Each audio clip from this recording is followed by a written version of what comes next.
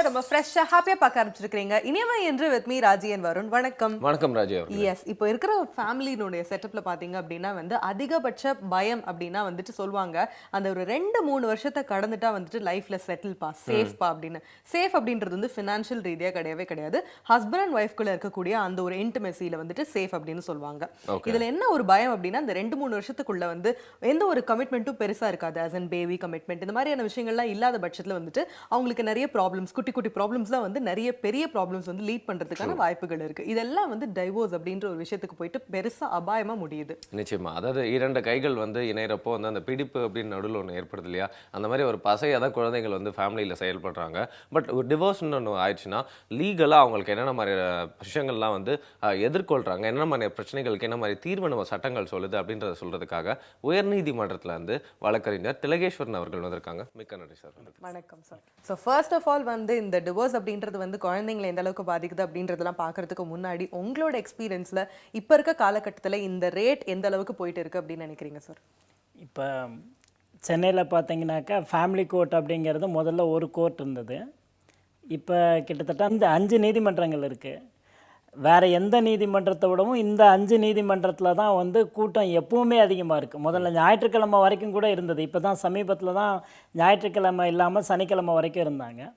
அது கிட்டத்தட்ட age difference பார்த்திங்கன்னா 20லேருந்து உங்களுக்கு ஒரு 70 வரைக்கும் கூட பல்வேறு தரப்பினர் டைவர்ஸ்க்காகவும் மற்ற இந்த குடும்ப பிரச்சனைகளுக்காகவும் அப்ரோச் பண்ணுறது இப்போ அதிகமாக இருக்குது. எல்லா கோர்ட்டும் நிறைஞ்சு தான் இருக்குது. அந்த அளவுக்கு டைவர்ஸ் வழக்குகள் பெருக தான் செஞ்சுருக்கு. ஓகே, இந்த டிவோர்ஸ் அப்படிங்கிற விஷயம் பார்த்தீங்கன்னா அந்த சட்டம், அதாவது கான்ஸ்டியூஷன் ஆஃப் இந்தியா, அந்த மாதிரி ஒரு விஷயங்கள் வரதுக்கு முன்னாடி நம்ம ஊரில் எப்படி ஹேண்டில் பண்ணிருந்தாங்க அப்படின்னு சொல்லுங்க. அண்ட் கால மாற்றத்தினால இப்படி கான்ஸ்டியூஷன் ஆஃப் இந்தியா வந்ததுக்கப்புறம் நிறைய சட்டங்கள் வந்ததுக்கப்புறம் என்ன மாதிரி ஒரு நிலையில் அது நின்றுருக்கு அப்படிங்கிற ஒரு சின்ன ஹிஸ்ட்ரி பற்றி சொல்லுங்கள். முதல்ல நீங்கள் இந்த டைவர்ஸ் அப்படிங்கிறது பார்க்குறது என்னுடைய அடிப்படையாக நீங்கள் பார்க்க வேண்டியது, இது பல்வேறு கூறுகளோட பின்னி பிணைஞ்சிருக்குது. இப்போ பார்த்தீங்கன்னா நீங்கள் இந்த உலகமயமாக்கலுக்கு அப்புறம் பொருளாதாரம், நாம் பொருளாதாரத்தை நோக்கி 2 பேருமே ஓடுறோம். இப்போ பழைய காலத்தில் கல்லானாலும் கணவன் புல்லானாலும் புருஷன்னு இந்த கூட்டு குடும்பங்கிறது அது சில விஷயங்களுக்கு வசதியாக இருந்தாலும் சில நேரங்களில் பெண்களை அவங்களுக்கான எந்த உரிமைகளும் இல்லாமல் அவங்களுக்கான தனி பொருளாதார சுதந்திரம் இல்லாமல் இருந்தது. இன்றைக்கி பொருளாதார ரீதியாக ஆணுக்கு இணையாக பெண்களும் ஏறக்குறைய சம்பாதிக்கிற அளவுக்கான சந்தர்ப்பங்கள் வந்துடுது. பெண் விடுதலை, குழந்தைகள் விடுதலை, இதை பற்றியான பார்வையும் நம்மளுக்கு நீண்டிருக்கு. ஆனால் இதில் நீங்கள் சொல்கிற இதை டைவர்ஸ் அப்படிங்கிற விஷயத்தை பாசிட்டிவாக பார்க்குறது எப்படி, நெகட்டிவாக பார்க்குறது எப்படி, ஏன் நெகட்டிவாக ஆகுது, குழந்தைகளுடைய ரைட் அதில் எப்படி அஃபெக்ட் ஆகுது, இப்படி பல்வேறு தரப்பில் பார்க்க வேண்டியதாக இருக்குங்க. இதில் சட்டம் குறிப்பாக பெண்களுடைய உரிமைகளுக்காகவும், ஏன்னா பல ஆண்டு காலமாக அவங்க தன்னுடைய உரிமைகளை இழந்து, அதாவது மத நம்பிக்கையினாலேயோ அல்லது பிற மூட நம்பிக்கைகள்னால அவங்களுடைய உரிமைகள் மறுக்கப்பட்டிருந்தனால பெரும்பாலும் அவர்கள் ஒரு சரிசமமாக, அவங்க பெண்கள் உயர்ந்தவர்கள்ங்கிறத விட ஒரு ஆணுக்கு சமமான உயிர் அவங்களுக்கு எல்லா விதத்துலையுமே இப்போ protection of women from domestic violence ஆக்ட்னு ஒன்று வந்திருக்கு, குடும்ப வன்முறை தடுப்பு சட்டம்னு. அதெல்லாம் பார்த்தீங்கன்னா பொருளாதார விடுதலை, பாதுகாப்பு, இதை தாண்டியும் எமோஷ்னலாக கூட ஒரு பொண்ணு எப்படி தன்னுடைய ஒரு பெண்ணுக்கு பாதுகாப்பு கொடுக்கறதுங்கிற அளவுக்கு சட்டம் வளர்ச்சி பெற்றிருக்கு.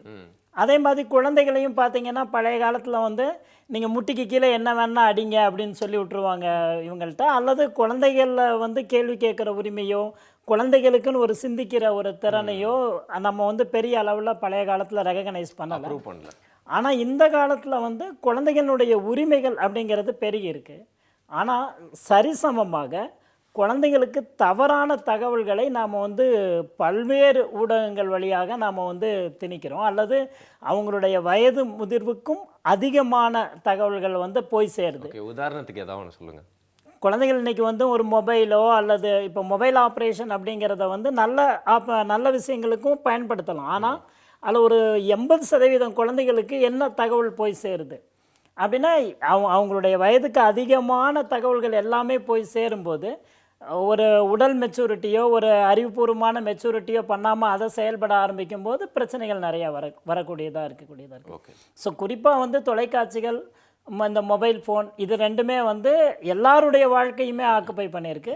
அதில் குழந்தைகளை அது பெருமளவு பாதிக்குது. ஸோ இந்த ஊடகங்கள் ரொம்ப பொறுப்பாக இருக்கிற பட்சத்தில் அவங்கள மாற்றலாம். ஆனால் அது இன்னைக்கு எப்படி சொல்கிறது, பெரும்பாலும் குழந்தைகளை சீரழிக்கிறதா தான் இருக்குன்னு தான் சொல்ல முடியுது. ஓகே, ஸோ இன்னைக்கு வந்து டைவர்ஸ் பற்றி பேசினாலும் கூட வந்து குறிப்பாக நம்ம எடுத்துகிட்டு வந்திருக்கிற டாபிக் இந்த மாதம் முழுக்க அனுசரிக்கப்படக்கூடிய நேஷனல் சைல்ட் சென்டர் டைவர்ஸ் அப்படின்ற ஒரு டாபிக் தான். ஸோ இது என்ன அப்படின்னா, இந்த டிவோர்ஸ் அப்படின்றது வந்து அந்த கப்பலை எந்த அளவுக்கு அஃபெக்ட் பண்ணுதோ இல்லையோ அந்த குழந்தைங்கள ரொம்பவே பாதிக்குது அப்படின்றத நம்மளால புரிஞ்சுக்க முடியுது. இருந்தாலும் கூட அந்த குழந்தைங்க அப்படின்னு வரும்போது இந்த சாட்சி சொல்றதா இருக்கட்டும், இல்லை அந்த குழந்தைங்க அம்மா கிட்ட இருக்கணுமா அப்பா கிட்ட இருக்கணுமா, இந்த மாதிரி நிறைய விஷயங்களை பற்றி ஒரு அடுக்கடுக்கு கேட்க வேண்டிய ஒரு அவசியமும் இருக்கு. ஸோ முதல்ல குழந்தைங்க அதை எப்படி எடுத்துக்கிறாங்க அப்படின்றத பற்றி சொல்லுங்க. இப்போ குழந்தைங்களை பொறுத்த வரைக்கும் 2 பேருனுடைய அன்பும் வேணும் அப்படிங்கிறது தான் அவங்களுடைய பெரும்பாலான இதாக டிமாண்டாக இருக்கக்கூடியதாக இருக்குது. இப்போ இதில் வந்து பெற்றோர்கள் வந்து அம்மா வந்து குழந்தை எனக்கு தான் வேணுங்கிறதும் அப்பா எனக்கு தான் குழந்தை வேணுங்கிறதும் போட்டி போடுறாங்க.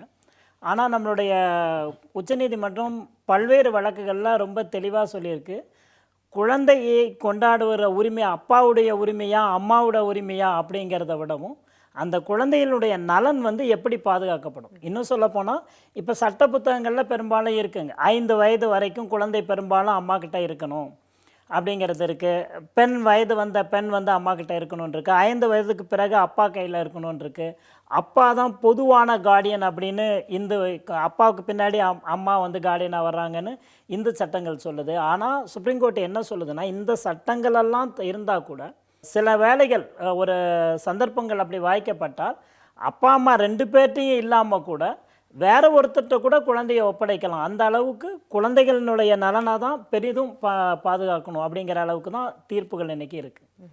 ஸோ இதெல்லாம் தாண்டி வந்து என்ன அப்படின்னா, பொதுவாகவே இப்போ குழந்தைங்க அப்படிங்கும்போது வந்துட்டு இப்போ இருக்கிற ஜென்ரேஷன்லாம் வந்து பார்த்தோம் அப்படின்னா ஒரு 13-14 வயசுல வந்து குழந்தைங்களுக்கு வந்து நிறைய விஷயங்களை யோசிக்கிறதுக்கும் மெச்சூர்டாக ஹேண்டில் பண்ணுறதுக்கும் பக்குவம் இருக்குது அப்படின்ற மாதிரி இருக்குது. இல்லைன்னா அப்படின்னா அம்மா கூட இருக்கிறது சேஃபா இல்லை அப்பா கூட இருக்கிறது சேஃபா இல்லை எது வந்து நல்லது தனக்கு பிடிச்சிருக்கு அப்படின்றதெல்லாம் வந்து பகுத்து அறிகிறாங்க.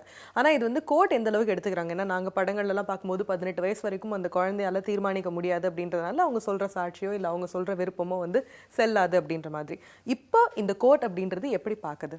கோர்ட் வந்து இன்டெலிஜென்ட் ப்ரிஃபரன்ஸ்னு சொல்கிறாங்க. அந்த குழந்தைக்கு தன்னுடைய நலனை குறித்து தீர்மானிக்கிற அளவுக்கு மெச்சூரிட்டி இருக்கான்னு குழந்தைய வந்து கோர்ட் ஆய்வு பண்ணி அந்த குழந்தை நல்ல மெச்சூர்டாக தான் இருக்குது, போதுமான அளவுக்கு பக்குவம் இருக்குது அப்படின்னு சொன்னால் அந்த குழந்தை சொல்கிறதுக்கு அதிக முக்கியத்துவம் கொடுக்கணும். குழந்தை யாரிடம் இருக்கணும்னு சொல்லுதோ அதுக்கு அதிக முக்கியத்துவம் கொடுக்கணும்னு தான் நீதிமன்றங்கள் வந்து தீர்ப்பு வழங்கியிருக்கு. ஏன்னா ஆனால் அந்த குழந்தைக்கே ஒரு மெச்சூரிட்டி இல்லை. இப்போ பெரும்பாலும் அம்மா கையில் இருந்தால் அம்மா வந்து அப்பா கையில் போகக்கூடாதுன்னு சொல்லி கொடுத்துருப்பாங்க, அப்பா கையில் இருந்தால் அம்மா சொல்லி கொடுத்துருப்பாங்க. அப்போ நம்ம சென்னை உயர்நீதிமன்றம் கூட என்ன சொல்லியிருக்குன்னா, நீதிமன்றம் வந்து தன்னுடைய பொறுப்பை கை கழுவி விட்டுறக்கூடாது. அம்மா கையிலேருந்து வரனாலேயே குழந்தை நான் அம்மா கிட்டே இருக்கேன்னு சொல்லுது, அல்லது அப்பா கையிலேருந்து வரனாலேயே நான் அப்பாட்ட இருக்கிறேன்னு சொல்கிறத நம்ம அனுமதிக்க முடியாது. ஆனால் அவங்க அந்த குழந்தைய வந்து பகுத்தாய்வு பண்ணணும். அப்புறம் இதெல்லாம் இருந்தால் கூட அப்பாவினுடைய வேண்டுகோள் அம்மாவினுடைய வேண்டுகோள் குழந்தையினுடைய மனப்பக்குவம் இவையெல்லாம் ஆய்வு பண்ணால் கூட அந்த குழந்தைக்கு எது நலன் இருக்கும் அதை தான் நீதிமன்றம் கருத்தில் எடுக்கணும். இது 3ஐயும் கூட புறக்கணித்து கூட கோர்ட்டு ஒரு ஆணை போடலாம். ஆனால் அந்த ஆணைங்கிறது அந்த குழந்தையினுடைய வளர்ச்சிக்கு, குழந்தையினுடைய பாதுகாப்புக்கு, குழந்தையினுடைய மன மகிழ்வுக்கு இதுக்கெல்லாம் முக்கிய ஒரு ரொம்ப வழிவகுக்கிறதா இருக்கணும் அப்படின்னு சொல்லியிருக்காங்க. இப்போ அப்பாவும் அம்மாவும் சண்டை போட்டு, இப்போ சமீபத்தில் நான் எதிர்கொண்ட வழக்கில் கூட அப்பாவும் அம்மாவும் சண்டை போட்டு அப்பா என்ன பண்ணுறாருன்னு கேட்டிங்கனாக்கா, குழந்தைய வந்து ஒரு சாட்சியாக அம்மாவுக்கு எதிரான ஒரு சாட்சியாக ஒரு மைனர் அவருக்கு எதிராக ஒரு ப்ரூஃப் அஃபிடவிட் போட்டு ஒரு மைனர் சாட்சியாக போடுறாங்க. அதை போடும்போது தான் முன்னாள் நீதிபதி சந்திரா அவர்கள் ஒரு கலீல் ஜிப்ரானுடைய ஒரு கவிதையை எடுத்து காட்டுவாங்க. உங்கள் குழந்தைகள் அல்ல, அவர்கள் உங்கள் மூலமாக வந்தவர்களே தவிர உங்களிடமிருந்து வந்தவர்கள் அல்ல அப்படிங்கிற கலீல் ஜிப்ரானுடைய கவிதையும் எடுத்து போட்டு, இந்த மாதிரி அம்மாவுக்கு எதிராக மகனை வந்து மைனர் பையனை வந்து சாட்சியாக இந்த குடும்ப வழக்குகளில் போடுறதுங்கிறது நீக்கப்படணும் அப்படின்னு சொல்லி அதை நீக்கி அந்த மாதிரி கொடுக்கக்கூடாதுன்னே ஆணை பிறப்பிக்கிறாங்க. ஓகே, ஒரு ரொபாட்டிக்காக வந்து சட்டம் இயங்கக்கூடாது அப்படிங்கிறதுக்கு ஒரு நல்ல ஒரு உதாரணம் சொல்லலாம். ஏன்னா வந்து ஒரு நீதிபதி வந்து ஒரு கவிதையிலேருந்து ஒரு ஆர்ட் சம்மந்தப்பட்ட ஒரு விஷயங்கள்லேருந்து எடுத்து நம்மளோட எமோஷனல் சம்மந்தமாக அந்த சட்டங்கள் கூட இணைக்கிறாங்க அப்படின்னா வந்து பிரச்சனைகளுக்குண்டான தீர்வு வந்து நம்மளோட நீதிமன்றங்கள் அடுத்த லெவலில் பார்க்க ஆரம்பிச்சிருக்காங்க அப்படிங்கிறது புரியுது அப்படின்னு சொல்லலாம். நீங்கள் சொன்னீங்க அந்த குழந்தையை கூட்டு போய் பகுத்தறிஞ்சு அந்த குழந்தைக்கு என்ன வேணும் என்ன நினைக்குதுன்றதை தெரிஞ்சுக்கணும் அப்படின்னு சொல்லிட்டு அதுக்கான தனி பிரிவுன்னு என்னென்ன விஷயங்கள்லாம் வந்து உயர்நீதிமன்றத்தை செயல்படுத்துறாங்க. உதாரணத்துக்கு கவுன்சிலிங் அப்படிங்கிற ஒரு விஷயம் சொல்லுவாங்க. ஸோ இந்த கேஸ் நடந்துகிட்டே இருக்கும்போது குழந்தைக்கு பேரலாக கவுன்சிலிங் நடக்குமா, என்ன மாதிரியான விஷயங்கள்லாம் இந்த ஒரு நிலையில செய்வாங்க அப்படின்னு சொல்லுங்க. இப்போ உயர்நீதிமன்றத்துக்கு நேராக குடும்ப வழக்குகள் வர்றதில்லைங்க. இப்போ குடும்ப நீதிமன்றங்களில் தான் இது வந்து நடக்குது. இந்த குடும்ப வழக்குகளை பொறுத்த வரைக்கும் நடக்குது. இப்போ குடும்ப வழக்குகள் வரும்போதே முதல்ல என்ன பண்ணுறாங்கன்னாக்கா கவுன்சிலிங்க்கு தான் அனுப்புகிறாங்க. அங்கே கவுன்சிலர்கள் நியமிக்கப்பட்டிருக்காங்க. அந்த கவுன்சிலர்கள் எஃபெக்டிவாக பண்ணுற பட்சத்தில் அப்பா அம்மாவனுடைய பிரச்சனைகள், இப்போ குழந்தைகளுக்கான தனியான கவுன்சிலிங்கிறது அது தேவைப்படும் போது நீதிமன்றம் தீர்மானித்தாதான் அதை வந்து பண்ணுறாங்க. பெரும்பாலும் அதை வந்து எடுத்த எடுப்பிலேயே குழந்தைகளுக்கு அதிக கவனங்கிறது செலுத்துறது இல்லைன்னு தான் சொல்லணும். குழந்தைகளுடைய நலனை வேணா நீதிமன்றம் எடுத்துக்குது. ஆனால் இந்த அப்பா அம்மா பிரச்சனை, ஹஸ்பண்ட் அண்ட் ஒய்ஃப் பிரச்சனைங்கிறத தான் முதல்ல எடுத்துக்கிறாங்க. இவங்களுக்கு கவுன்சிலிங் கொடுக்குறாங்க. இவங்களுக்கான மீடியேட்டர்ஸ்னு இருக்கிறாங்க, கவுன்சிலர்ஸ்னு இருக்கிறாங்க. ஒரு 2-3 ஹியரிங் அவங்களுக்கு போயிட்டு வந்த பின்னாடி தான் நீதிமன்றம் வந்து வழக்கு அந்த கவுண்டர் அப்படிங்கிறதையெல்லாம் அதுக்கப்புறம் தான் வாங்குறாங்க. அதுக்கு முன்னாடி வரைக்கும் இவங்களுடைய பிரச்சனையை பேசி தீர்க்க முடியுமாங்கிற முயற்சிகள் இருக்கிறாங்க. ஆனால் அது எவ்வளோ அளவுக்கு எஃபெக்டிவாக அப்படிங்கிறது அந்த கவுன்சிலர்களுடைய நியமனத்தை பொறுத்து இருக்குது. அவங்க வந்து அதை எப்படி அவங்களும் மெக்கானிக்கலாக ஒரு நீதிபதி போலையோ அல்லது ஒரு ரொம்ப எந்திர கணக்கில் பண்ணாங்கன்னா அது வந்து பேரளவுக்கு ஒரு மீடியேஷன் மாதிரி இருந்துட்டு மறுபடியும் அது கோர்ட்டுக்கு தான் போகுது. பெரும்பாலான குடும்ப வழக்குகள் வந்து இன்னைக்கு சரியான கவுன்சிலிங் கொடுத்தா அது வந்து தீர்த்துக்கிடப்பட முடியும். அதே மாதிரி இப்போ பிரிஞ்சு போகிறனாலேயே ஒருத்தர் மேலே ஒருத்தர் ரொம்ப குறை சொல்கிறது மட்டும் இல்லை, அது கொலை அளவுக்கு நீடிக்கிறது அல்லது வந்து தன்னோட வாழும்போது நல்லவங்க பிரிஞ்சு போனால் மிக அவமானப்படுத்துறது, இது மாதிரியான நாகரிகங்கள் வந்து நம்ம இன்னும் சொசைட்டியை எஜுகேட் பண்ணலைன்னு தான் சொல்ல முடியும். பிரிஞ்சு போகிறாங்கன்னா 2 நல்லவங்களுக்கு கூட ஒத்த கருத்து இல்லாமல் பிரிஞ்சு போகக்கூடிய வாய்ப்பு இருக்கலாம். அப்போ அவங்க ஒருத்தரை காயப்படுத்தி கொள்ள வேண்டிய அவசியம் என்ன, ஒருத்தர் நஷ்டப்படுத்தி கொள்ள வேண்டிய அவசியம் என்ன? இப்போ சட்டம் வந்து பெரும்பாலும் பெண்கள் பல ஆண்டு காலமாக ஒடுக்கப்பட்டிருந்தனாலையும் குழந்தைகள் அப்படிங்கிறவங்க தன்னால் இயங்க முடியாதனாலையும் சட்டம் பெரும்பாலும் பெண்களையும் குழந்தைகளையும் பாதுகாப்பதுக்காக இருக்குது. இதை வந்து நம்ம முறையாக பயன்படுத்துகிற பட்சத்தில் இந்த பிரச்சனைகளை வந்து நம்ம ஒரு ஆரோக்கியமானதாக எடுத்து இதை தீர்த்திடலாம். இப்போ நம்மளுடைய குடும்ப பிரச்சனைங்கிறது குடும்பத்திலேருந்து வெளியில் வர்றதில்லை, வெளி பிரச்சனை குடும்பத்தை வருது. இப்போ உலகமயமாக்கலுக்கு அப்புறம் எல்லாரும் ஆணும் பெண்ணும் 24 மணி நேரமும் ஓட வேண்டிய நேரத்தில் குழந்தைகளுக்கான கவனிப்பு குறையுது. அப்போ குழந்தைகளுக்கு பொதுவாக ஒரு சமூகம் என்ன ஏற்பாடுகளை செய்கிறது? இப்போ நீங்கள் இந்த தேயிலை தோட்டங்கள்லாம் மற்ற இடத்துலலாம் கூட வந்து குழந்தைகளை பார்க்கறதுக்குன்னு ஒரு தனி அமைப்பு இருக்கும், அல்லது தனியாக ஆள் நியமிக்கப்பட்டிருப்பாங்க. அவங்க பார்த்துக்கணும், அல்லது இப்போ தாய்மார்களுக்கு வந்து இத்தனை இடைவெளியில் வந்து டைம் கொடுக்கணும், அவங்க குழந்தைகளுக்கு ஃபீட் பண்ணணும், இதெல்லாம் கூட இருக்குது. ஆனால் அந்த உரிமைகள்லாம் கூட இப்போ நம்மளுக்கு 8 மணி நேரம் தொழிலாளிகளுக்கு வேலை வேணும்னு நம்ம போராடின காலம் மாறி போய் இன்றைக்கி இன்ஜினியரிங் முடித்தவங்க எல்லாருமே கூட பார்த்தீங்கன்னாக்கா அவங்களுடைய வேலை நேரமே பார்த்தீங்கன்னா கிட்டத்தட்ட கசக்கி பிழியப்பட்டு ஒரு 14 மணி நேரம் அல்லது இப்படி வேலை செஞ்சு விட்டு தான் வர்றாங்க. இது வந்து குடும்பத்துலேயும் எதிரொலிக்குது. அதனால் இதை ஓரளவுக்கு நம்ம குடும்பத்திலேருந்து யோசித்தாலும் சமூக மாற்றம் இந்த மாற்றத்தையும் இந்த குடும்பத்தின் மீதும் தாக்கத்தை ஏற்படுத்துறதுங்கிறதையும் நம்ம புரிஞ்சுக்கணும். பொதுவாக வந்து வழக்கறிஞர்கள் பார்த்தீங்கன்னா வந்து ஒரு கிளையண்ட் ஒரு கேஸோட வராங்க அப்படின்னா அதை வந்து எடுத்து அவங்களுக்கு நடத்தி கொடுக்க வேண்டியது தான் அவங்களோட பணியாக இருக்குது. அப்படிப்பட்ட பட்சத்தில் வந்து இந்த மாதிரி குடும்ப வழக்கெல்லாம் எடுக்கிறப்போ வந்து அவங்க வந்து ஒரு மனிதனாகவும் எமோஷனலாகவும் செயல்பட வேண்டியிருக்கு, ப்ரொஃபஷனலாகவும் எடுத்துக்க வேண்டியிருக்கு அப்படின்னு சொல்லலாம். ஆனால் அப்படி இருக்கிறப்போ அதில் வந்து என்னென்ன மாதிரியான குறைபாடுகள்லாம் இருக்குது நம்மளோட சமூகத்தில், அதெல்லாம் எப்படி இருந்து சரி செய்யணும் அப்படிங்கிற மாதிரி நிறைய கேள்விகள்லாம் வந்து சார்கிட்ட கேட்டிருக்கோம். தொடர்ந்து கேட்டு தெரிஞ்சுக்கலாம் ஒரு சின்ன பிரேக் அப்புறம். நீங்கள் பார்த்துட்டு இருக்கிறது இனியவை. Welcome back again. இனியவை நிகழ்ச்சியை காலை வேளையில் தொடர்ந்து பார்த்துட்டு இருக்கீங்க. National child centre divorce month அப்படிங்கிற விஷயத்தை பற்றி நிறைய விஷயங்கள் தெரிஞ்சுட்டு இருக்கோம் அப்படின்னு சொல்லலாம். நிறைய இடங்கள்ல வந்து பார்த்தீங்கன்னா அப்பா அம்மா அந்த குழந்தைக்காக சேர்ந்து வாழணும் அப்படின்னு நினச்சா கூட வந்து அவங்கள சுற்றி இருக்கவங்க, அதாவது ஒன்றும் இந்த கோர்ட்டுக்கு வந்து அக்கம்பெனி பண்ணுவாங்க, அவங்களுக்கு சும்மா துணைக்கு வருவாங்க இல்லையா, அந்த மாதிரி பீப்புள் கொடுக்குற ஒரு ஆலோசனையால் வந்து பார்த்தீங்கன்னா டெம்பரரியாக எடுக்கக்கூடிய அந்த எமோஷனல் டெசிஷன் வந்து அந்த ஃபேமிலியை சிரிச்சிடுது அப்படின்னு சொல்லலாம். எக்ஸாக்ட்லி அண்ணா, நீங்கள் சொன்ன மாதிரி இந்த கவுன்சிலிங் ப்ரீ கவுன்சிலிங் அப்படின்னு நிறைய விஷயங்கள் வந்து சொல்கிறாங்க. எவ்வளவோ வந்துட்டு லாயர்ஸ் வந்து அதை வந்து மெனக்கெட்டு வந்து இன்னும் எக்ஸ்ட்ராவாக பக்காவா இந்த கேஸ் போகக்கூடாது, இது வந்து டிவோர்ஸ் வேண்டாம் அப்படின்றதுக்காக வந்து கவுன்சிலிங்காக கூப்பிடுவாங்க. ஆனா நிறைய பேர் வந்து அதை வந்து வேணாம் அப்படின்ற மாதிரி தவிர்த்துறதுக்கு கூட வாய்ப்பு இருக்கு. அப்படி என்ன அப்படின்னா அது கவுன்சிலிங் போனாங்க அப்படின்னா அந்த 1 hour ஸ்பீச் அப்படின்றது அவங்களோட லைஃபே வந்து திருப்பி போடுறதுக்கான வாய்ப்புகள் கூட இருக்கு. ஸோ இந்த விவாகரத்து சரியா தப்பா அப்படின்றத தாண்டி எப்படி அதை சரியா செய்யணும் அப்படின்றத தான் பேசிட்டு இருக்கோம். தொடர்ந்து பேசலாம். ஸோ இப்போ விவாகரத்து அப்படின்னு பேசும்போது இன்னொரு விஷயம் என்ன அப்படின்னா நீங்க வந்து அதிகமா மென்ஷன் பண்ணது இந்த ஃபினான்ஷியல் சப்போர்ட் அப்படின்னு. ஸோ கணவன் மனைவி பிரிஞ்சுட்டாங்க அப்படின்னா வந்து கணவனுக்கு வந்து மனைவிக்கும் சரி குழந்தைங்களுக்கும் சரி ஃபினான்ஷியல் சப்போர்ட் கொடுக்கணும் அப்படின்னு சட்டத்தில் இருக்கு அப்படின்ட்டு. இதுல என்ன அப்படின்னா குழந்தைக்கு எத்தனை வயசு வரைக்கும் இந்த ஃபினான்ஷியல் சப்போர்ட் அப்படின்றது மேண்டேட்டரி சட்டத்தில் இருக்கு. இதை தாண்டி ஒரு வேளை கணவனால முடியல, மனைவியா இருக்கட்டும் இல்ல குழந்தைங்களா இருக்கட்டும் அவங்களோட படிப்பு செலவை என்னால பார்க்க முடியல அப்படின்ற பட்சத்தில் இப்ப சமீபத்தில் கூட ஒரு ஜட்ஜ் வந்து சொல்லியிருந்தாங்களா அந்த கணவன் கிட்ட வந்து மணி இல்லை அப்படின்னு சொல்லும்போது நீ பிச்சை எடுத்தாவது உன்னோட மனைவியும் குழந்தைங்களையும் வந்து நீ காப்பாத்தி தான் ஆகணும் அப்படின்ற மாதிரி சட்டத்தில் சொல்றாங்க. ஸோ இதை தாண்டி என்ன மாதிரியான விஷயங்கள் இருக்கு அப்படின்னு சொல்லுங்க. இப்போ குழந்தைகளை பொறுத்த வரைக்கும் அவங்க மெஜாரிட்டி வயதை அடையிற வரைக்கும் மெஜாரிட்டி சட்டப்படி என்ன மெஜாரிட்டின்னு சொல்லப்பட்டிருக்கோ அந்த சட்டப்படியும், பெண்களை பொறுத்த வரைக்கும் திருமண வயதை அடையிற வரைக்கும் அப்படிங்கிறது வரைக்குமான மெயின்டெனன்ஸ் வந்து கொடுக்கணும் அப்படிங்கிறது பொதுவான சட்டம். இதில் மெயின்டெனன்ஸ் அது ஜீவனாம்சங்கிறது பார்த்தீங்கன்னா இப்போ இந்து திருமண சட்டத்தில் பார்த்தீங்கன்னா கணவன் மனைவியிடமிருந்தும் கேட்கலாம், மனைவி கணவனிடமிருந்தும் கேட்கலாம் பெரும்பாலும்.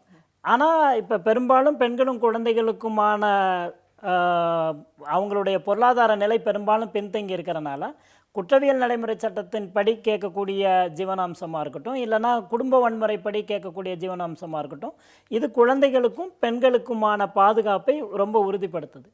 அப்போ கணவர் வந்து எனக்கு வருமானம் இல்லை அதனால் என்னால் கொடுக்க முடியலை அப்படின்னு சொல்கிறத வந்து சட்டம் வந்து என்ன சொல்லுதுன்னா உனக்கு ஒரு கடமை இருக்குது. இந்து குடும்ப சட்டங்கள் பார்த்தீங்கன்னா அது தனிப்பட்ட சட்டங்கள்லையும் பார்த்தீங்கன்னா ஹிந்து அடாப்ஷன் அண்ட் மெயின்டெனன்ஸ் ஆக்ட்னு தனியாக ஒன்று இருக்குது, ஹிந்து மைனாரிட்டி அண்ட் கார்டியன்ஷிப் ஆக்ட்னு தனியாக இருக்குது. இந்த சட்டங்கள்லாம் வந்ததே உனக்கு குழந்தை இருந்ததுன்னா உனக்குன்னு ஒரு கடமை இருக்குது, அந்த கடமையை நீங்கள் கண்டிப்பாக நிறைவேற்றி ஆகணும் அப்படிங்கிறது இருக்குது.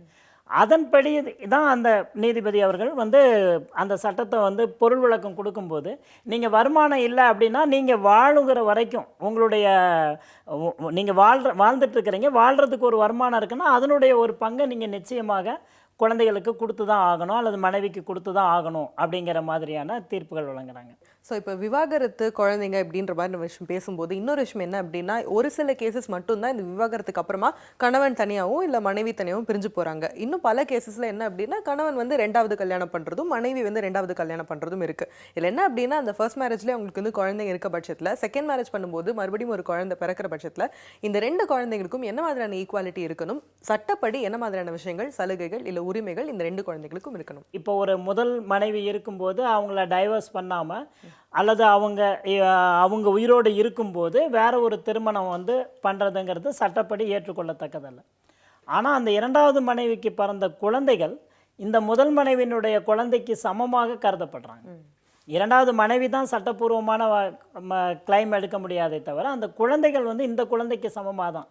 அதனால் குழந்தைகளை பொறுத்த வரைக்கும் அவங்க முதல் தாரத்து குழந்தையா அல்லது 2வது தாரத்து குழந்தையாங்கிறதெல்லாம் இதில் வர்றதில்லை. எல்லா குழந்தைகளும் சமமாக பாதிக்கப்படணும், சமமாக உரிமைகள் பெறணுங்கிறது தான் சட்டம் சொல்லு. ஸோ இதெல்லாம் தாண்டி இந்த விவாகரத்து அப்படின்றது நம்ம அதிகமாக பார்த்தோம் அப்படின்னா வந்து படித்தவங்களா இருக்கலாம், இல்லை வந்து சிட்டியில் இருக்கவங்களா இருக்கலாம், இல்லை இந்த ஓரளவுக்கு வந்து பகுத்தறிவு இருக்கிறவங்க வந்துட்டு அவங்களால முடியல இதுக்கு மேலே வந்து ஒருத்தர் அட்ஜஸ்ட் பண்ணிட்டு இருக்க முடியாது அப்படின்ற பட்சத்தில் வராங்க. பட் இன்னுமே வந்து குக்கிராமங்கள்லாம் போய் பார்த்தோம் அப்படின்னா வந்து கணவன் வந்து எவ்வளவு துன்புறுத்தினாலும் பரவாயில்ல, மனைவி வந்து வேற வழியே இல்லாமல் இங்கே தான் இருக்கணும், கணவன் கிட்ட தான் இருக்கணும், இல்லை குழந்தைங்களுக்கு சேஃப்டியே இல்லை அப்படின்னு தெரிஞ்சாலும் கூட வேற வழி இல்லாமல் இருக்கிறாங்க.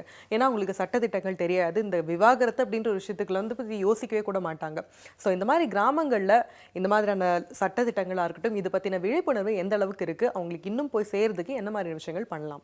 நீங்கள் ரொம்ப சரியான கேள்வி இது. பெரும்பாலுமே வந்து இந்த மாதிரி பாதுகாக்கிறதுக்குன்னு வரக்கூடிய சட்டங்கள் இதெல்லாம் மிஸ்யூஸ் பண்ணப்படுதுங்கிற ஒரு கேள்வி. இப்போ பெண்களுக்கான சட்டங்கள்லாம் வந்து மிஸ்யூஸ் பண்ணுறாங்க அல்லது இந்த உழைக்கிற மக்களுக்கான எதிரான சட்டங்களை எல்லாம் மிஸ்யூஸ் பண்ணுறாங்க அப்படின்னு தான் வருது. உண்மையிலேயுமே இந்த உண்மையாக பாதிக்கப்படுற பல பேருக்கு புகார் கொடுக்கக்கூடிய நாலேஜும் கிடையாது, புகார் கொடுக்குற அளவுக்கு அவங்களுக்கு பாதுகாப்பும் கிடையாது அப்படிங்கிறது தான் யதார்த்தமான உண்மை. ஆனால் இப்போ குடும்ப வன்முறை தடுப்பு சட்டம்லாம் பார்த்தீங்கன்னா ரொம்ப கேர்ஃபுல்லாக அதை வந்து டிராஃப்ட் பண்ணியிருக்காங்க, ரொம்ப கேர்ஃபுல்லாக. அதாவது இந்த குடும்பங்கள் எடுத்தோடனே இப்போ ஒரு போலீஸ் கம்ப்ளைண்ட்டு இந்த மாதிரி போயிட்டாக்கா குடும்பத்தில் மறுபடியும் சேர்றதுக்கான வாய்ப்புகளே இருக்காது, புரிதல் வர்றதுக்கான வாய்ப்புகளே இருக்காதுங்கிறனால அதில் ஒரு கவுன்சிலிங்னு போடுறாங்க, ப்ரொடெக்ஷன் ஆஃபீஸர்னு போடுறாங்க. நீங்கள் கணவர் ஒரு அறையில் இருக்கும்போது இன்னொரு அறையில் மனைவி இருந்துக்கிட்டு மனைவிக்கு பாதுகாப்பு இல்லைன்னு கருதுனா இந்த கணவன் இந்த அறைக்கு வரக்கூடாதுன்னு கூட அந்த சட்டத்து பிரிவின் கீழே வந்து நீங்கள் ஆணை வாங்க முடியும். இப்போ பாதுகாப்பை பொறுத்த வரைக்கும், பெண்களுடைய பாதுகாப்பை பொறுத்த வரைக்கும் சட்டம் மிக தெளிவாக பாதுகாக்கிறது. நீங்கள் குடும்ப வன்முறை சட்டப்படி ஒரு மனு போட்டுட்டு இந்த மாதிரி கணவர்னால என்னுடைய உயிருக்கு ஆபத்து இருக்குது, அல்லது நான் வேலை செய்கிற இடத்துல வந்து என்னை தொல்லை பண்ணுறாங்க, என்னை அசிங்கமாக பேசுகிறாங்க, அல்லது வீட்டில் வந்து இந்த மாதிரி தொல்லை பண்ணுறாங்கன்னா அவர் அந்த எல்லைக்கு போகக்கூடாதுன்னு முதல்ல அந்த குடும்ப வன்முறை தடுப்பு சட்டப்படி நீதிமன்றம் ஒரு ஆணையிடும். அதை தாண்டுவாரானால் அப்போ தான் கைதுங்கிற நடவடிக்கை வருது. அப்போ இவர் இப்படி ஒரு ஆணை வாங்கும் பொழுதே அவருக்கு புரிதல் ஏற்பட்டுச்சு அப்படின்னு சொன்னால், ஏன்னா எல்லாருமே வந்து ஏதோ தெரியாமல் பண்ணுற தப்பு கிடையாது, தெரிஞ்சு தான் பண்ணுறாங்க. அப்போ சட்டங்கிறது ஒன்று இருக்குது, நம்மளை தண்டிக்கும் அப்படிங்கிற ஒரு நிலைமை ஏற்படும் போது அவங்களுக்கான புரிதலும் ஏற்படும். இந்த இடைவெளியில் இவங்க 2 பேருக்குமான புரிதல் ஏற்படும்னா இவங்க சேர்ந்துக்கலாம். ஆனால் நீங்கள் சொல்கிற மாதிரி இன்னும் இந்த பிரச்சாரங்களும் இதுவும் கிராம பகுதிகளுக்கும் இன்னும் உள்ளூர பகுதிகளுக்கும் இன்னும் எடுத்துகிட்டு போகணும். அப்படி எடுத்துகிட்டு போகிறதுக்கே தனியாக செலவெல்லாம் செய்யணும், அதுக்கு அரசாங்கங்கள் தனியாக நிதி ஒதுக்கணும்னு சொல்லி அந்த சட்டங்களில் சொல்லப்பட்டிருக்கு. இந்த சட்டங்களை வந்து எல்லாருக்கும் பரவலாக எடுத்துகிட்டு போகணும் அப்படின்னு. ஆனால் அதை வந்து பெரும்பாலும் எடுத்துகிட்டு போகிறதில்ல. இப்போ குழந்தைகளுக்கான கல்வி உரிமைக்கான சட்டம் கூட பார்த்திங்கன்னா இன்னுமே வந்து பல பள்ளிக்கூடங்களில் குழந்தைகளுக்கான இப்போ ஒரு 25% வந்து நலிந்த குழந்தைகளுக்கு வந்து அந்த பள்ளிக்கூடங்கள் இடம் கொடுக்கணும். அந்த இடம் கொடுக்கறது மட்டும் இல்லாமல் புத்தகங்களும் சீருடைகளும் அந்த பள்ளிக்கூடங்கள் கொடுக்கணுன்னு இருக்குது. ஆனால் அந்த பள்ளிக்கூடங்கள் அப்படி குழந்தைகளுக்கு கொடுத்துட்டு அரசாங்கத்திடமிருந்து அவங்க செலவழித்த தொகையை வந்து வாங்கிக்கலாம். ஆனால் அதுக்கு கூட இன்றைக்கி இந்த பள்ளிகள் வந்து தயாராக இல்லை. முழுக்க வணிக நோக்கில் நீங்கள் நடக்கும்போது இங்கே குழந்தைகளினுடைய நலனோ அல்லது சமூக நலனோ பின்தள்ளப்படுது. ஓகே, இன்றைக்கி வந்து நம்ம ஃபேமிலி அப்படிங்கிற விஷயத்தை பற்றி பேசுகிறப்போ வந்து குழந்தைங்களுக்காக ஏன் வந்து பிரச்சனைகள் இல்லாமல் வாழணும் அப்படிங்கிறத பற்றி பேசணும். ஆனாலும் சட்டம் வந்து பார்த்திங்கன்னா என்னதான் குழந்தையை பெற்றுட்டோம் கல்யாணம் பண்ணிட்டோம் அப்படிங்கிற ஒரு விஷயத்துக்காகவே வந்து தனி மனித உரிமை இல்லை அந்த எமோஷனுக்கு இடம் கொடுக்காம இல்லை, தனித்தனியாக வந்து பார்த்திங்கன்னா ஆணுக்கும் பெண்ணுக்கும் சரி நிறைய இடங்கள் கொடுத்துருக்கு, நிறைய சட்டங்கள் வச்சு நிறைய யோசிச்சு தான் அதெல்லாம் செயல்பட்டுருக்காங்க அப்படிங்கிற புரியுது. இருந்தாலும் ஃபேமிலி அப்படின்னு வந்துட்டா செல்ஃப் சென்டர்டாக இருக்காமல் சைல்ட் சென்டர்டாக கொஞ்சம் யோசிங்க அப்படின்னு சொல்கிற மாதிரி இருந்துச்சு அப்படின்னு சொல்லலாம். இன்றைக்கி எங்களுக்கு இந்த விஷயத்தை பற்றி நிறைய தகவல் சொன்னதுக்காக மிக்க நன்றி சார். நன்றி சார். இதே மாதிரி நிறைய விஷயங்கள் பார்க்கறதுக்கு இருக்குது. அதெல்லாம் பார்க்கறதுக்கு முன்னாடி சின்ன பிரேக் போயிட்டு வந்துடலாம். நீங்கள் பார்த்துட்டு இருக்கிறது இனியவை.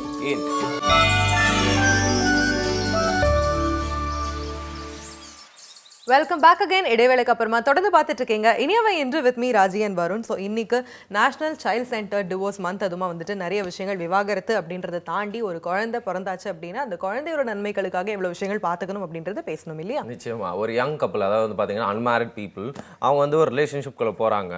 அந்த ரிலேஷன்ஷிப்குள்ளே போகும்போதே பார்த்தீங்கன்னா எனக்கு இது பிடிக்கும் உனக்கு அது பிடிக்காது, ஸோ நான் இப்படி இருப்பேன் அப்படி இருப்பேன்னு சொல்லிட்டு அந்த கிளாஸ் அண்ட் நார்ம்ஸ்லாம் ஏற்கனவே பேசிக்கிறாங்க. ஒரு கார்பரேட் கம்பெனி டீல் மாதிரி. இது வந்து பார்த்தீங்கன்னா ரொம்ப விசித்திரமான விஷயம் இல்லை, இப்போ ரொம்ப அசால்ட்டாக நடந்துருக்கு ஒரு சாதாரண விஷயம் அப்படின்னு சொல்லலாம். ஸோ அப்போவே ஸ்டார்டிங்கில் என்ன சொல்கிறாங்க அப்படின்னு பார்த்தீங்கன்னா, நம்ம லவ் எப்போ வேணால் பிரேக்கப் ஆகலாம், அதை அப்படி பிரேக்கப் ஆகிட்டா என்னோட வழியில் நான் போயிடுவேன், நீ என்னை டிஸ்டர்ப் பண்ணக்கூடாது, உன்னோட வழியில் நீ போனாலும் பிரேக்கப் ஆனதுக்கப்புறம் நான் டிஸ்டர்ப் பண்ண மாட்டேன்னு சொல்லிட்டு. ஸோ லவ் ஸ்டார்டிங்லேயே பிரேக்கப் அப்படிங்கிற ஒரு விஷயம் வந்து வரப்போகுது அப்படிங்கிற நம்ம நம்ப ஆரம்பிச்சிட்டோம் அப்படின்னா, ஸோ ஃபேமிலி அப்படிங்கிற ஒரு விஷயமும் பார்த்தீங்கன்னா வந்து அந்த பிரேக்கப் மாதிரியே ஒரு பேட்டர்னாக மாறிட்டு வருது அப்படின்னு நம்ம சொல்லலாம் இல்லையா? எக்ஸாக்ட்லி. ஸோ இந்த மாதிரியான விஷயங்கள்லாம் வந்து பிரச்சனைகள் அப்படின்றதெல்லாம் தாண்டி அந்த பிரச்சனைகளாக வரக்கூடாது அப்படின்னா நம்மளோட மனசை எப்பயுமே வந்து சுத்தமாக இருக்கணும், சாந்தமாக இருக்கணும். அதுக்கு ஒரு நல்ல முத்திரையை பார்த்துட்டு வந்துடலாம்.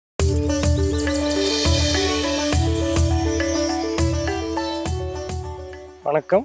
நலம்பெறும் முதிரைகள் மற்றும் விரல்களை மருத்துவர் வரிசையில் இன்றைக்கி நம்ம பார்க்க போகிறது வந்து பல நேரங்களில் நாம் அவதிப்படக்கூடிய ஒரு பிரச்சனை, அதாவது மூச்சுப்பிடிப்பு.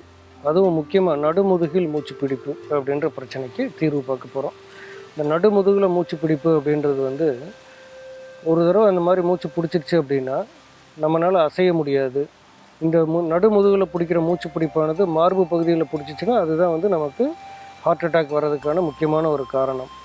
இப்போ வந்து முதுகில் மூச்சு பிடிச்சிருச்சு அப்படின்னா எப்படி நமக்கு வந்து அசைய முடியாது, அதே மாதிரி முன்பக்கமும் வலி இருக்கும், மூச்சு வேகமாக இழுத்தாலே வலிக்கும்.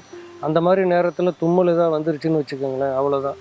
அப்போ மூச்சு பிடிப்பு அப்படின்றது வந்து நமக்கு அப்போ தான் சுவாசம்னு ஒன்று நடக்கிறதே, நம்ம உடம்புல நடக்கிறதே நமக்கு தெரியும். அந்த அளவுக்கு வந்து ஒரு மிக மோசமான ஒரு வியாதியாக இருக்குது. ஆனால் இது வியாதி பிரிவில் வராது, ஒரு அசௌரியம். இதை வந்து நம்ம உடனடியாக கட்டுப்பாட்டுக்குள்ள கொண்டு வர்றதுக்கு நம்ம செய்ய வேண்டிய முதிரைகள் அப்படின்னு பார்த்தீங்கன்னா, முதல்ல வந்து முஷ்டி முதிரை. பாருங்கள், 2 கைகளையுமே இறுக்கமாக மூடி மோதிர விரல் மேலே பெருவிரல் வச்சுக்கணும். இது முதலாவதாக செய்யணும். 2வது முதிரை வாயு முதிரை. ஆள்காட்டி விரலை பெருவிரலினுடைய அடியில் வச்சு இந்த மாதிரி 3 விரலை நீட்டியிருக்கணும். இது 2வது முதிரை. 3வது முதிரை சட்ட முதிரை அப்படின்னு சொல்லக்கூடிய அந்த முதுகெலும்பு தொடருக்கான ஒரு முதிரை. இந்த மாதிரி நடுவிரலும் சுண்டு விரலும் பெருவிரல் நுனியில் தொட்டு மற்ற விரல்கள் இரண்டையும் அப்படி நீட்டி வச்சுருக்கணும். இந்த முதிரை செய்யும் பொழுது நல்லா ஆழ்ந்த சுவாசத்தை எடுக்கணும். அப்போ வந்து முதுகெலும்பு நேராக வச்சுக்கணும். இது 3வதாக செய்யணும். இந்த மூச்சு பிடிப்புக்கு மூலிகை பயன்பாடு அப்படின்னு பார்த்தீங்கன்னா, ஒரு ஆச்சரியமான வைத்திய குரல் ஒன்று இருக்குது. அதாவது நல்ல வெற்றிலை சாறும் நாரிகோல நெய்யும் விடாத பிடிப்பும் விடுமே அப்படின்னு சொல்லி. என்ன அர்த்தம் அப்படின்னு பார்த்தீங்கன்னா, நல்ல வெற்றிலை வந்து ஒரு 4 வெற்றிலையை வந்து கழுவி பூச்சி இல்லாமல் எடுத்து காம்பு நீக்கிட்டு ஒரு அரைச்சி உருண்டையை வச்சுக்கோங்க. 50 ml நல்லெண்ணெய், 50 ml தேங்காய் எண்ணெயை வந்து, இந்த நாரிகோல நெய் அப்படின்னா தேங்காய் எண்ணெய்னு அர்த்தம். ஒரு 50 ml தேங்காய் எண்ணெயை அப்படி காய்ச்சணும். காய்ச்சி அந்த சூடு வந்த உடனே அரைத்த வெற்றிலையை உள்ளே போட்டு நல்லா கலக்கி விட்டு காய்ச்சினிங்கன்னா இந்த வெற்றிலை எல்லாமே அப்படியே மிதந்து வரும். அதுக்கப்புறம் இறக்கி வச்சு வடிகட்டி வச்சுக்கோங்க. மூச்சு பிடிப்பு இருக்கிற இடத்துல இந்த எண்ணெய் அப்படியே வந்து வெற்றிலை எண்ணெய் அப்படின்னு சொல்லுவாங்க. இதை வந்து அப்படியே நல்லா தடவி விட்டுட்டு 3 முதிரைகளையும் செஞ்சு இந்த கடைசி முதிரையை அப்படி வச்சு நல்லா மூச்சு ஆழ்ந்து இழுத்து விட்டு பாருங்கள். ஆச்சரியமாக இருக்கும். நமக்கு அந்த மூச்சு பிடிப்பு இருந்துச்சா அப்படின்ற அளவுக்கு அது உடனே நம்மளை விட்டு போயிடும். இந்த மாதிரி எளிமையான பல விஷயங்கள்லாம் பாரம்பரியமாக நம்ம பயன்படுத்திகிட்டு இருந்தோம். ஆனால் இப்போ அதை வந்து நம்ம யாரும் பயன்படுத்தாதனால இளைய தலைமுறைக்கு கற்றுக் கொடுக்க வாய்ப்பு இல்லாமல் போயிடுச்சு. இனிமேலாவது இதையெல்லாம் கற்றுக் கொடுங்கள். நலம் பெற வாழ்த்துகிறேன். மீண்டும் சந்திப்போம். வணக்கம். நல்ல ஒரு முத்திரையை கற்றுக்கிட்டோம். ப்ரொடக்டிவான ஒரு விஷயம். இப்போ வந்து பார்த்தீங்கன்னா, ஒரு உறவு வந்து இணைஞ்சே இருக்கணும் அப்படின்னா அதுக்கு வந்து முடிச்சு அப்படிங்கிற ஒரு விஷயம் அவசியம் இல்லை. 2 விரல் சேர்ந்தாலே போதும், அது வந்து எஃபெக்டிவாக மாறிடும் அப்படிங்கிறத வந்து அந்த முத்திரை மூலியமாக நம்ம கற்றுக்கிட்டோம் அப்படின்னு சொல்லலாம். இன்ஃபேக்ட் நம்மளோட மனிதர்களுக்கு பொதுவாக சுபாவம் என்னன்னு பார்த்தீங்கன்னா வந்து ஹாப்பி மூமெண்ட்ஸ் நிறையா இருந்தாலும் ஒரு குறை சொல்கிறது, குத்தம் கண்டுபிடிக்கிறது, வெள்ளை பேப்பரில் கருப்பு டாட் இருக்குது அப்படின்னு சொல்கிற மாதிரி வந்து பார்த்தீங்கன்னா அந்த நல்ல மூமெண்ட்ஸ்லாம் மறந்துடுவாங்க. பட் அந்த சேட் மூமெண்ட்ஸ்லாம் வந்து எப்போவுமே ஞாபகம் வச்சுப்பாங்க. அதன் மூலியமாக பின்னால் ஒரு பிரச்சனை ஏற்பட்டால் அதை ஒரு காரணமாக எடுத்துப்பாங்க, இல்லை அதுலேருந்து ஒரு விஷயம் எக்ஸாம்பிளாக சொல்லுவாங்க. ஸோ அந்த மாதிரி நம்ம பழைய விஷயங்கள், அது கெட்ட விஷயங்கள்லாம் மறந்துடணும் அப்படின்னு சொல்லலாம் இல்லையா? எஸ், நீங்க சொல்றத பார்த்தா எனக்கு இன்னொரு விஷயம் ஞாபகத்துக்கு வருது. என்னோட ஃப்ரெண்ட் வந்து ஒரு தெரப்பி யூஸ் பண்ணுவாங்க.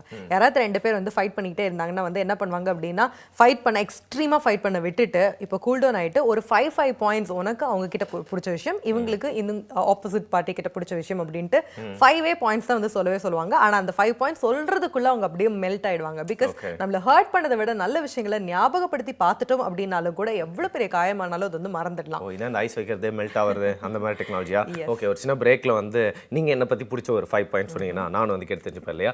அதே மாதிரி உங்களுக்கு தெரிஞ்சவங்க கிட்ட நீங்களும் ஒரு 5 பாயிண்ட்ஸ் கேட்டு பாருங்க, தப்பே இல்லை இல்லையா? இந்த சின்ன பிரேக் அப்புறமா நிறைய விஷயங்கள் தொடர்ந்து தெரிஞ்சுக்கலாம். இது உங்கள் இனியவை இன்று.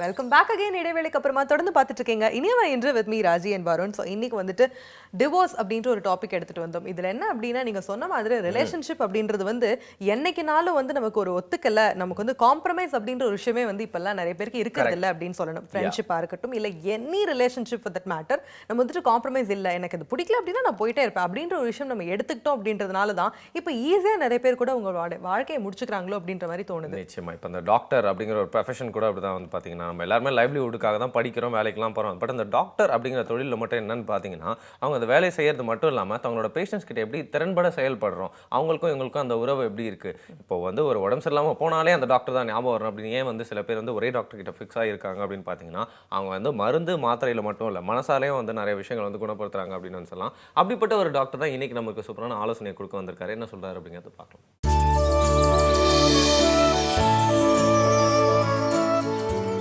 புதியகம் நேயர்களுக்கு அன்பு வணக்கம். நம்ம இன்றைக்கி வந்து பேச போகிறது ஒரு முக்கியமான தலைப்பு. என்ன முக்கியமான தலைப்புனா, நிறைய பேருக்கு சர்க்கரை வியாதினாலே ஒரு அலர்ஜி, ஒரு சின்ன பயம் இருக்கும். அதுவும் நம்ம அம்மாவுக்கு சர்க்கரை இருக்குது, நம்ம அப்பாவுக்கு டயபெட்டிக் இருக்கும்போது இன்னும் கொஞ்சமே பயம் இருக்கும். நமக்கு ஒரு 30-35 வயசுக்கு மேலான என்ன நினைப்போம், நமக்கு வர்றதுக்கு வாய்ப்பு இருக்குது. அம்மா அப்பா 2 பேருக்கு இருந்தால் நிறைய பேர் சொல்லுவாங்க, பாவம் எங்கள் அம்மா அப்பா 2 பேருக்கும் டயபெட்டிக் இருக்குது, நான் அப்பப்போ செக் பண்ணிக்குவேன், எனக்கும் இருக்கான்னு. இந்த டயபெட்டிக் குறித்த ஒரு பயம் நம்மள நிறைய பேருக்கு. ஏன்னா இது வந்துட்டா ஒரு கொடுமையான வியாதி. ஏன்னா இனிப்பை சாப்பிடாதவங்க சப்பாத்தி தான் சாப்பிடணும் அப்படிங்குவாங்க. மண்ணுக்கு கீழே விளையிறது சாப்பிடக்கூடாது, மாவு சத்தான பொருட்கள் சாப்பிடக்கூடாது, அப்படி இப்படி நிறைய ரெஸ்ட்ரிக்ஷன், நிறைய எண்ணெய் சேர்க்கக்கூடாது, அப்படி ஆகும் இப்படி ஆகும், சிறுதானியங்கள் சாப்பிடணும். அப்ப நிறைய பேர் ஐயோ இது ஒரு பெரிய போரிங்கான வாழ்க்கை, அப்புறம் டெய்லி லைஃப் லாங்காக மாத்திரை சாப்பிட சொல்லுவாங்கன்னு சொல்லிட்டு இந்த ஒரு பயம் இருக்கும். சர்க்கரை வியாதி வந்துடக்கூடாதுன்னு அப்பப்போ ஒரு பாவக்காயை சாப்பிட்றது, ஒரு கீரைகளை சாப்பிட்றது, அப்படிலாம் பண்ணிகிட்ருப்போம். ஆனால் சர்க்கரை வியாதி பொறுத்தவரை நான் இன்றைக்கி உங்கள்கிட்ட பேச வந்தது என்னென்னா, உங்கள் அம்மா அப்பா 2 பேருக்கு சர்க்கரை இருக்குது, உங்கள் சித்தி சித்தப்பாக்கெல்லாம் சர்க்கரை இருக்குது, ஆனால் உங்களுக்கு டயபெட்டிக் வரவே கூடாது அப்படின்னா என்ன பண்ணணும் அப்படிங்கிறது தான். டயபெட்டிக் வர்றது அப்படி பாரம்பரியமாக வருமா, இது ஹெரிடிட்டரியாக வரக்கூடிய வியாதி தானே? ஆமாம், அதில் ஒரு உண்மை இருக்குது. நம்ம என்றைக்குமே பேரண்ட்டுக்கு இருந்தால் பிள்ளைகளுக்கு இருக்கிறத நம்ம பார்க்குறோம். ஆனால் இது வெறுமனே இப்படி ரத்த சம்பந்தமாக வர்றதுக்கு என்ன காரணம்னா, அதனால் வர்றது உங்களுக்கு பாதினா மீதி பாதி எதனால் வரும்னா, அம்மா அப்பா செய்கிற அதே சேம் ஹேபிட்டை நமக்கு ஃபாலோ பண்ணுறனால தான் இந்த வியாதிகள் வரும். இப்போ ஒரு பேச்சுக்கு பார்த்தீங்கன்னா, ஒரு அம்மா காலையில் இட்லி தோசை சப்பாத்தி செய்வேன்னா, மக கல்யாணம் ஆகிட்டு அதே தான் பண்ணுவாள் தன்னுடைய கணவருக்கு. அம்மா மதியானம் எங்கள் வீட்டில் சாம்பார் புளிக்குழம்பு இன்னென்ன பொரியல்லாம் பண்ணுவான்னா, மக மேக்சிமம் அதே மாதிரி தான் சமையல் பண்ணுவாள். அந்த உணவு பழக்கங்கள்லாம் அப்படி நீங்கள் தொடர்ந்து மரபாக நீங்கள் அந்த வழியாக வரனால தான் அந்த வியாதிகளும் அதே மாதிரி வருது. ஆனால் இதில் நீங்கள் மாறிட்டு இல்லை, நான் வேறு மாதிரி நான் செய்வேன், என்னோடய உணவு பழக்கங்களை மாற்றிக்குவேன், என்னுடைய லைஃப் ஸ்டைலை மாற்றிக்குவேன் நினைக்கிறவங்களுக்கு அம்மா அப்பாவுடைய சர்க்கரை வியாதி வரவே வராது. அம்மா அப்பா டயபெட்டிக் இருக்குது அப்படிங்கிற பட்சத்தில் பிள்ளைங்க காலையில் நான் சொல்கிற ஒரு ஜூஸ் குடிங்க. காலையில் 5 பேரிச்சம்பழம், 5 பாதாம் பருப்பு, 5 பிஸ்தா பருப்பு, 25 உலர்ந்த திராட்சை, 2 அத்திப்பழம், உலர்ந்த அத்திப்பழம், இந்த ரவுண்டாக மாலை மாதிரி கொத்திருப்பாங்களே அது 2 அத்திப்பழம். இது எல்லாமே நீங்கள் ஊற வச்சு நல்லா அரைச்சி காலையில் 7 மணி குடிச்சிடணும். இது டயபெட்டிக் பேஷண்ட் மட்டும்தான் நீங்கள் குடிக்கணுமா? இல்லை, டயபெட்டிக்காக அம்மா அப்பா சக்கரைன்னா அந்த பிள்ளைங்க மட்டும்தான் குடிக்கணும். யாரும் இந்த ஜூஸை குடிக்கலாம். ஒரு மேஜிக்கல் ரெமெடி இது. இரவு நைட்டு மேக்ஸிமம் 7:30 மணிக்கு மேலே உணவு சாப்பிடவே கூடாது. 7:30 மணிக்கு மேலே சாப்பிட்டீங்கன்னா அவங்க அம்மா அப்பாவுக்கு வர சக்கரை கன்ஃபார்மாக அவங்களுக்கு வந்துடும். நம்ம சாப்பிட்றதுக்கும் தூங்குறதுக்கு இடையில் 2 மணி நேரம் கேப் இருக்கணும். அதாவது நீங்கள் 7:30 மணிக்கு சாப்பிட்டீங்கன்னா 9:30 10 மணிக்கு தூங்கலாம். நீங்கள் நிறைய பேர் நம்ம பண்ணுற மிகப்பெரிய தப்புனா போய் 9 மணிக்கு நல்லா கட்டுன்னு சாப்பிட வேண்டியது, உடனே ஒரு அரை மணி நேரம் 1 ஹவர் கழித்து படுக்க வேண்டியது. உடனே இந்த மாதிரி தூங்குறவங்களுக்கு பெரிய பெரிய வியாதிகள் வரும். ஹைப்பர் டென்ஷன், பிபி, தைராய்டு, கர்ப்பப்பையில் கட்டிகள், கால் ஸ்டோன், கிட்னி ஸ்டோன்ஸ், இந்த மாதிரி பெரிய பெரிய பிரச்சனைகள். ஸோ நீங்கள் அம்மா அப்பாலாம் சக்கரை இருக்க உங்களுக்கு வரக்கூடாதுன்னா காலையில் நான் சொன்ன இந்த உலர்பழ ஜூஸ் குடிங்க. நைட்டு 7:30 மணிக்குள்ளே உணவு சாப்பிட்டு முடிங்க. நைட்டு எக்கான்னு கொண்டு பிசுபிசுப்பான உணவுகள் சாப்பிடக்கூடாது. அதாவது கோதுமை தோசை, களி, கூழ், அந்த மாதிரி பிசுக்கான உணவுகள், ஸ்டிக்கி ஃபுட் சாப்பிட்டீங்கன்னா டயபெட்டிக் கன்ஃபார்மாக உங்களுக்கு வந்துடும். நீங்கள் ஆவியில் வேக வச்சு இட்லி, ஈவன் நீங்கள் இப்போ இல்லை நான் நைட்டு சாப்பாடு சாப்பிட்டா தான் எனக்கு சாப்பிட்ட மாதிரி இருக்குன்னா, ஒரு வெள்ளரிக்காயை ரவுண்டாக கட் பண்ணி வச்சு கொஞ்சம் சாப்பிட்டுக்கோங்க. கொஞ்சம் ரைஸ், நிறையா குழம்பு, நிறைய பொரியல், அந்த மாதிரி எடுத்துக்கலாம். ஆனால் 7:30 மணிக்குள்ளே இதை செய்யுங்க. ஒரு நாளைக்கு 3 லிட்டர் தண்ணி அளந்து குடிங்க. தேவையில்லாத ஜங்க் ஃபுட்ஸ் எல்லாம் நீங்கள் அவாய்ட் பண்ணுங்கள். இதை நீங்கள் பண்ணும்போது நீங்கள் இப்போ நான் சொல்லும்போது நான் ஐயோ எங்கள் அம்மாக்கெல்லாம் சக்கரை இருக்கு, ஆனால் நான் டெஸ்ட் பண்ணி பார்த்தப்போ 180 டயபெட்டிக் கன்ஃபார்மாக வந்துருச்சுங்கிறவங்க இது வரைக்கும் நீங்கள் எந்த மெடிசன் எடுக்கலைன்னா இதை நீங்கள் ஃபாலோ பண்ணிவிட்டு ஒரே ஒரு மாதம் கழிச்சு திரும்ப டயபெட்டிக் டெஸ்ட் பண்ணி பாருங்கள். அழகாக கீழே வந்திருக்கும். மெடிசன் எடுக்காதவங்க. மற்றபடி டயபெட்டிக் 4 வருஷமாக மாத்திரை சாப்பிட்றேங்கிறவங்க இதெல்லாம் ட்ரை பண்ணி பார்த்துட்டு சக்கரை குறையிலேன்னு குறைப்பட்டுக்கக்கூடாது. டயபெட்டிக் வர்றதுக்கு வாய்ப்பு இப்போ தான் நான் கண்டுபிடிச்சிருக்கேன்னு சொல்கிறவங்க, இல்லை எங்கள் அம்மா அப்பாவுக்கு இருக்குங்கிறவங்க இதை நீங்கள் எடுத்தால் உங்களுக்கு வரவே வராது. அவ்வளோ அற்புதமான ஒரு ரெமெடி. ஏன்னா எங்களோட ஹாஸ்பிட்டலில் டயபெட்டிக் பேஷண்ட் 10 வருஷம் 15 வருஷம் இருக்கிறவங்களுக்குலாம் எங்களோட சிகிச்சையில் ரொம்ப ஷார்ட் பீரியட் ட்ரீட்மெண்ட். தொடர்ந்து மாத்திரை, டெய்லி மாத்திரை சாப்பிட்டுட்டு இருக்க நாங்கள் விடுறதே இல்லை.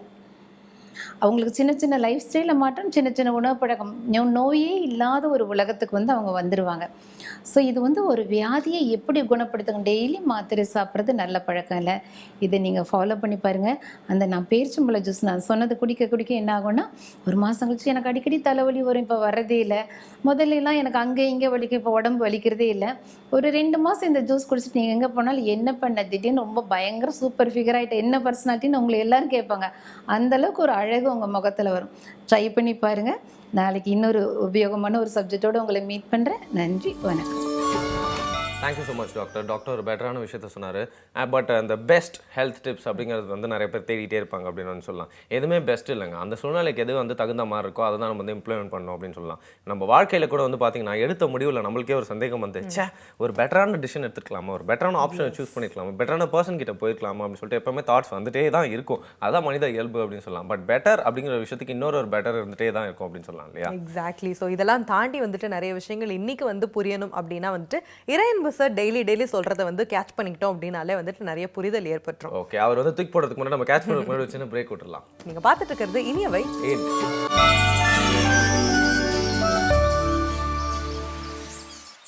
Welcome back again. இடைவேளைக்கு அப்புறமா தொடர்ந்து பார்த்துட்டு இருக்கீங்க Iniyavai Indru with me Raji and Varun. Okay Raji அவர்களே, எனக்கு ஒரே ஒரு சந்தேகம் உங்ககிட்ட. நீங்க பார்த்ததுல ரியல் லைஃப்ல ஒரு ஆதர்ச தம்பதி உதாரணம் இவங்க தான். சண்டைலாம் வந்தா கூட சூப்பரா வந்து மேனேஜ் பண்ணுவாங்க. அந்த மாதிரி நிறைய பீப்புள்லாம் பார்த்துருப்பீங்களா? அந்த மாதிரி பீப்புள் கிட்ட இருந்து சில 2 விஷயங்கள் வந்து சொன்னீங்கன்னா மற்றவங்களும் அவங்களோட லைஃப்ல இம்ப்ளிமெண்ட் பண்ணுவாங்க. ஓகே, ஃபர்ஸ்ட் ஆஃப் ஆல் வந்து எனக்கு தெரிஞ்சு அக்செப்டன்ஸ் வந்து அதுதான் பெஸ்ட் அப்படின்னு நான் நினைக்கிறேன். என்னோட அண்ணா அண்ணியை வந்து நான் சொல்லலாம், என் அம்மா அப்பாவை சொல்லலாம். பட் நீங்க யங் கப்பல் கேட்டனால நான் வந்து சொல்றேன்.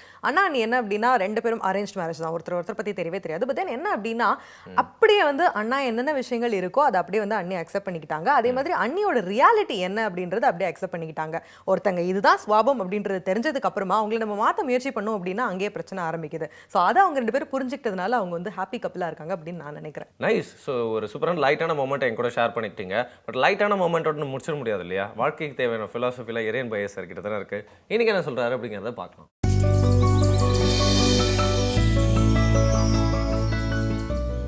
நாடோடி கதை ஒன்று உண்டு. அதில் என்னென்னா, ஒரு மன்னன், அந்த மன்னன் ஒரு திருடை வந்து திருடின உடனே அந்த ஊரில் திருட்டே அதிகமாக நடக்காது. ஒருத்தன் முதல்ல திருடிடுறான். திருடின உடனே அவனை பிடிச்சு இவனுக்கு ஒரு அவமானப்படுத்தணும். நம்ம சொல்கிறோம் இல்லையா, மூக்குடை பட்டான் அப்படின்னு சொல்கிறோமே, அந்த திருடனுடைய மூக்கை வந்து அறுத்து விட்டுறாங்க.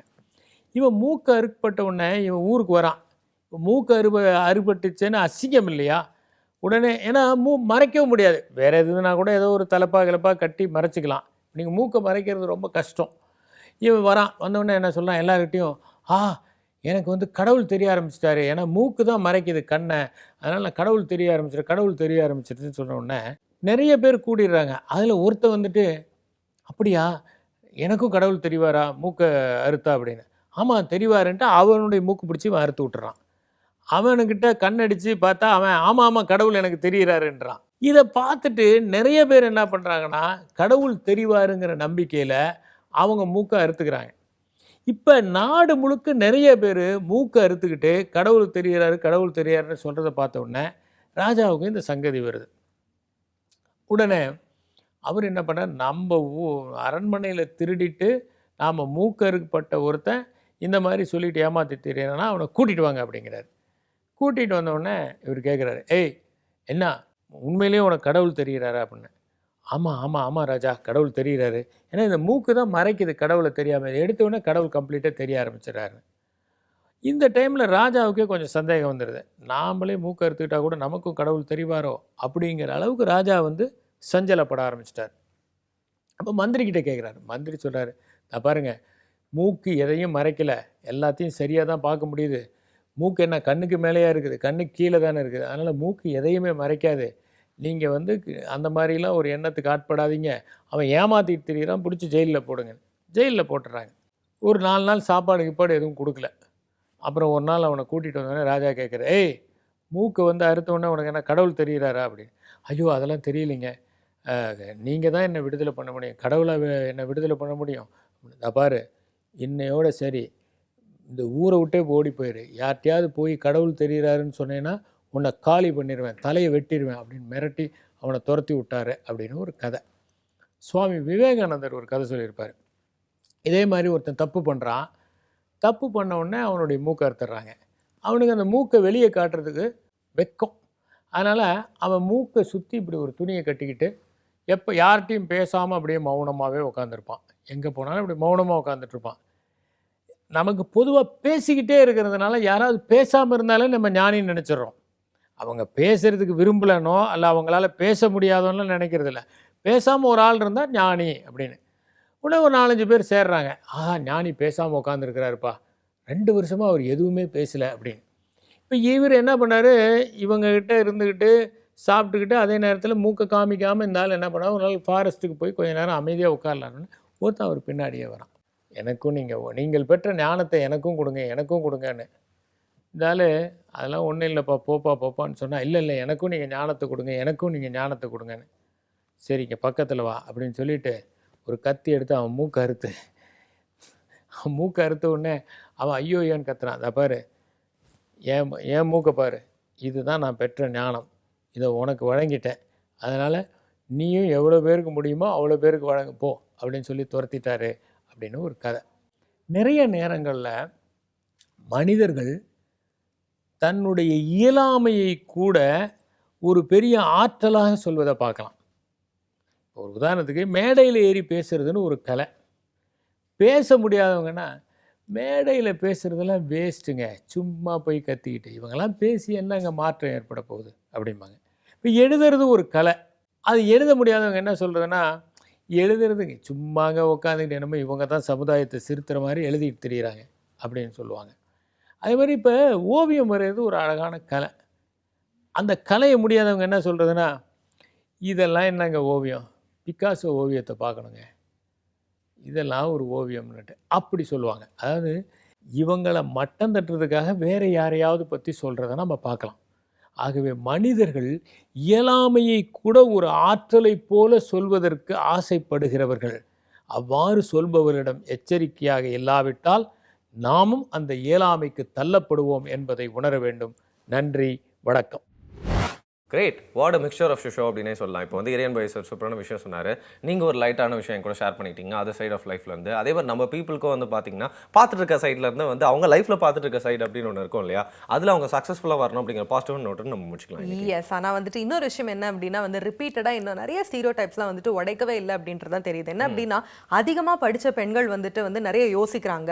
டிவோர்ஸ்க்கு போகிறதுக்கான காரணம் வந்து ரொம்ப படித்ததுனால நிறைய விஷயங்கள் அவங்க தெரிஞ்சுக்கிறாங்க. ஸோ தட் அவங்க டக்குன்னு டெசிஷன் எடுக்கிறாங்க அப்படின்ட்டு.